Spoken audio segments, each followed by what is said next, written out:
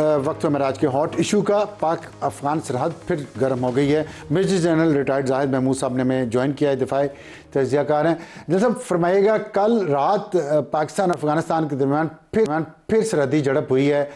कुछ इतलात के मुताबिक 5 जगहों पे, कुछ इतलात के मुताबिक 2 जगहों पे अफगानिस्तान की हुकूमत ने तस्लीम किया है कि उनकी तरफ नुकसान भी हुआ है। ये बताइएगा, ये क्या जो फिर शुरू हुई है बात, इसमें क्या ये मुमकिन है कि जो पाकिस्तान के डिप्टी प्राइम मिनिस्टर और फॉरेन मिनिस्टर इसहाक डार साहब ने कुछ दिन पहले कहा था कि हमने ऑपरेशन क्लीन अप का आगाज़ कर दिया था अफगानिस्तान के अंदर दहशतगर्दों के ख़िलाफ़, लेकिन कतर ने इंटरवीन किया और फिर अब वो ऑपरेशन दोबारा शुरू होने जा रहा है, या सीज़ फायर ख़त्म हो गया?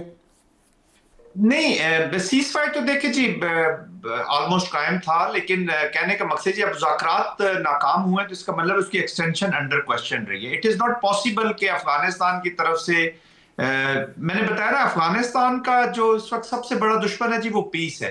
वो कोई ऐसी एफर्ट को नहीं कबूल करेगा इस वक्त जब नॉन स्टेट एक्टर्स किसी की माँ पर जो वहां पे कार्रवाइयां कर रहे हैं कि पीस हो जाए, वरना तो उनको डिलीवर करना पड़ेगा। फिर तवज्जो जाएगी सोशो इकोनॉमिक प्रॉन्ग की तरफ, पॉलिटिकल प्रॉन्ग की तरफ with in Afghanistan, which doesn't suit them at all. फिर इलीगल स्पेक्ट्रम का भी गुस्सा है, तो नेक्सस तो एक बहुत बड़ा हुआ है। तो ये थोड़ी सी ये कार्रवाइयां होती रहेंगी। जो इसहाक डार साहब ने कहा था, मैं समझता हूँ कि वो उस कॉन्टेक्स्ट में था कि अगर पाकिस्तान के अंदर जिस तरीके से अभी आपने देखा पिशावर में जो इंसिडेंट हुए, उनके ट्रेस भी गया वापस अफगानिस्तान के अंदर, तीनों सुसाइड वो बॉम्बर्स जो थे वो अफगानी थे। फिर अनफॉर्चुनेटली पाकिस्तान के पास चॉइस कोई नहीं रहती जी।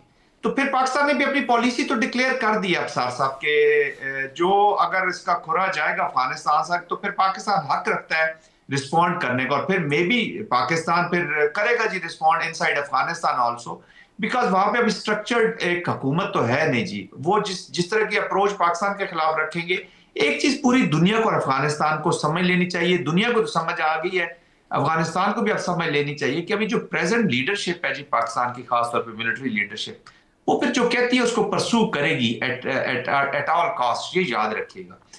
प्रॉब्लम यह है कि पाकिस्तान की सॉवरेनिटी के खिलाफ और हमारी जोग्राफियाई सरहदों के खिलाफ और हमारे ऊपर ये जो वॉर मुसल्लत कर दी गई है, हाइब्रिड की शक्ल में जरूर है, टेररिज्म की शक्ल में जरूर है, पर political objectives of implosion of Pakistan, political objectives of policy capitulation of Pakistan, जो इंडिया का भी है वो अफगानिस्तान भी उसके साथ मिल गया अभी, तो इन दोनों की पॉलिसी ऑब्जेक्टिव्स वही हैं। तो वो अगर इस इंस्ट्रूमेंट को यूज कर रहे हैं तो ये एक मुकम्मल टोटल वॉर है हमारे लिए।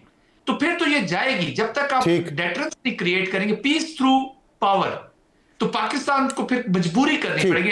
इसके बैड इंपैक्ट होगा। मैं ये नहीं कहता कि पाकिस्तान के लिए इसके लिए कॉस्ट नहीं होगी, yes, but Pakistan is prepare to pay that cost once for all. आप देख रहे हैं बलोचिस्तान में, देखे अच्छी डेवलपमेंट्स भी हो रही हैं।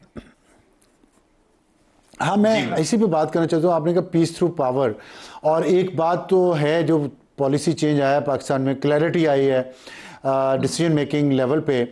हमने देखा पिछले 25-30 साल से हम समझते थे गुड तालिबान है, बैड तालिबान है, लेकिन इस बार पिछले 2-3 साल से हमने देखा खुल के फ़ौजी क़यादत ने भी और सिविलियन क़यादत ने भी ये कहा है कि ये दहशतगर्द हैं, इनसे लड़ना है और इनके साथ बातचीत नहीं होगी और इनको ये अपनी कार्रवाइयाँ बंद करनी पड़ेगी, नो मिडवे।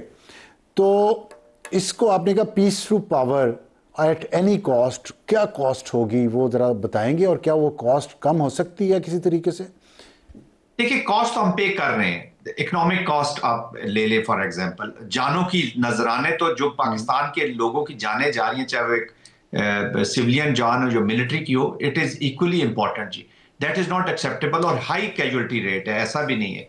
आपने देख लिया होगा कि अगस्त के बाद जिस तरीके से सर्ज भी आई है इसमें और कैजुअलिटीज हुई हैं, वो पाकिस्तान पे करे। इकोनॉमिक कॉस्ट है, सोशल कॉस्ट है। अभी देखिए ना, सोशल पॉलिटिकल कॉस्ट पाकिस्तान पे करे, पोलराइजेशन है, पॉलिटिकल पोलराइजेशन है पाकिस्तान के अंदर, उसको भी इसी वॉर के साथ अटैच करके आप पूरा फायदा उठाना चाह रहे हैं अपने लोकल पॉलिटिकल ऑब्जेक्टिव हासिल करने के लिए। जो इस स्पेक्ट्रम वाला है, इलीगल स्पेक्ट्रम वाला है, जिसकी स्मगलिंग रुकी है या जिसका तेल आना बंद हो गया, वो भी इस वॉर में शामिल हो गया, पूरा फायदा उठाना चाहता है अपने लीगल स्पेक्ट्रम को कवर देने के लिए। सोशल कॉस्ट है, ऑलरेडी आपने देखा होगा पॉपी ग्रोथ और ये अनफॉर्चुनेटली नारकोटिक्स और इसकी तरफ रुझान बढ़ा है, क्योंकि और इकोनॉमी जब चलेगी नहीं तो इसी तरफ ही जाएंगे ना, इलीगल इकोनॉमी की तरफ जाएंगे। तो हम अफगानिस्तान की जब तक इकोनॉमिक मूवमेंट्स आगे नहीं बढ़ेंगी, इकोनॉमिकली वो स्ट्रांग नहीं होगा, स्टेबल नहीं होगा, पॉलिटिकली स्ट्रांग स्टेबल नहीं होगा, तो कैसे स्टेबिलिटी आएगी? नॉन स्टेट एक्टर्स, इसकी कॉस्ट पाकिस्तान को पे करनी पड़ रही है जी। हमारी देखे ना 150 बिलियन डॉलर से ज्यादा के तो हमारे नुकसान इकोनॉमिक हो चुके हैं। 90,000 के करीब हमारी जिंदगियां चली गई हैं, स्कूल बच्चियों के कई जगहों पे बंद हो जाते हैं। तो हमारा ये वो कॉस्ट है जो करनी है। बट हैविंग सेड दैट, वो इम्बोल्डन होते जा रहे हैं जी। अभी मैं एक प्रोग्राम में बैठा था, एक स्पोक्स पर्सन बैठे थे पीटीआई के, वो यही कहते हैं कि जिरगा होना चाहिए, हमने बड़ा सक्सेस। वन साइडेड जिरगा तो बहुत अच्छा हो जाता है। आपने बाजोड़ में लोकल जिरगा किया था उनके साथ, 7 सेशंस आपने 8 किए, क्या उसका नतीजा निकला? वो तहरीके तालिबान अच्छा, पाकिस्तान के साथ भी आप कर रहे ठीक है। तो वो 3 हमले ये किए आपने उन्होंने, भी जो जिससे कहा कि ये जी सियासी एक फैक्शन है जो चाहता है अभी भी मुज़ाकरात किए जाएं। हमने देखा भी, अभी भी देख रहे हैं हम कि टॉक शूट शूट, कभी मुज़ाकरात शुरू हो जाते हैं, सीज़ फायर हो जाती है, फिर जंग शुरू हो जाती है। तो ये कितना अरसा ये चलेगा ये सारा मामला अच्छा। जो आप कह रहे हैं? क्या इससे पाकिस्तान की जो उसको स्ट्रेटजी को नुकसान नहीं पहुंच रहा? क्योंकि फ़ायदा तो दहशतगर्दों का है ना, बेयकीनी तो पाकिस्तान के अंदर अभी भी है। कभी बातचीत हो रही है, कभी ऑपरेशन हो रहा है, कभी बातचीत हो रही है, कभी ऑपरेशन हो रहा है। तो एक स्टेबिलिटी तो नहीं आ रही हमारे यहाँ। अब साहब ये जो ट्रांसलेट करता है ना जी between talks and dialogue and war, ये कॉन्फ्लिक्ट करता है जी। और हाइब्रिड का तो कंटिन्यूसली करता रहेगा। आप देखें ना, अभी यूक्रेन रशिया की बातचीत भी होती रहती है, थर्ड पार्टी से भी होती है, वॉर चलती रही। मिडिल ईस्ट के अंदर भी आप वो देख रहे दो हैं बड़े कुछ बराबर के ममालिक हैं। यहाँ पे तो दहशतगर्द लोग हैं, रजीम को कोई रिकग्नाइज नहीं करता पूरी दुनिया में। फिर भी मतलब हम उनके साथ यही अगर इस तरह करते रहेंगे तो हम वॉर विक्ट्री है, या जो आप कह रहे हैं पीस थ्रू पावर है, तो पीस तक कैसे पहुंच पाएंगे? कितना अरसा लगेगा? अब पावर हम कभी पूरी तरह यूज ही नहीं करते। सब इट इज नॉट पॉसिबल इस हाइब्रिड की एप्लीकेशन में कोई टाइम लाइंस देना, लेकिन कम से कम जो ऑब्जेक्टिव्स हैं, आप नेशनल ऑब्जेक्टिव्स पहले फिक्स कर लें कि ये हमने स्टेजेस हैं जो हमने अचीव करनी है, ये रीजन्स हैं या ये इलाके हैं जो हमने क्लियर करने हैं। वो जब सामने आएंगे तो फिर कुछ टाइमलाइंस दी जा सकती है। बट देखिए ना, कुछ इंटरनेशनल ऑब्लिगेशंस भी तालिबान ने जो पूरी नहीं की है।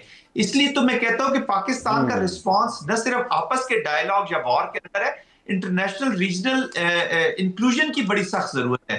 जिन्होंने 2020 का 21 का दोहा का अकॉर्ड नहीं पूरा कर लिया, तो आज अमेरिका को आप अकाउंटेबल करें या उन पर प्रेशर डालें कि जी आपका ये अकॉर्ड था, आप इसकी जो पॉलिटिकल सोशल इकोनॉमिक जो वैल्यू वो चीजें थी उसको तो परसू करें ना। आपने एक क्योटिक हमारे पास्ट में छोड़ दिया है। और अभी जो स्ट्रेटजी आई है जी, डिफेंस स्ट्रेटजी जो अभी 2025 की आई है, उसमें अफगानिस्तान का तो नाम तक नहीं लिया जी प्रेसिडेंट ट्रंप ने। इसका मतलब है कि he is not interested in this region. तो आपको कॉस्ट इन लोगों को इन्वॉल्व करना पड़ेगा। पूरे रीजनल कंट्रीज की जो इकोनॉमिक, देखिए अभी अगली वॉर शुरू हो गई है जियो इकोनॉमिक्स के ऊपर। चाइना भी जो ग्लोबल साउथ है उसकी इकोनॉमी इन्वेस्ट करके अपने आप को आगे ले जाना चाहते हैं, और हमारा ये अफगानिस्तान एक स्पॉइलर बैठा हुआ है। तो चाइना, ये रीजनल चीजें, ये बहुत सारी चीजें इकट्ठी करनी होंगी।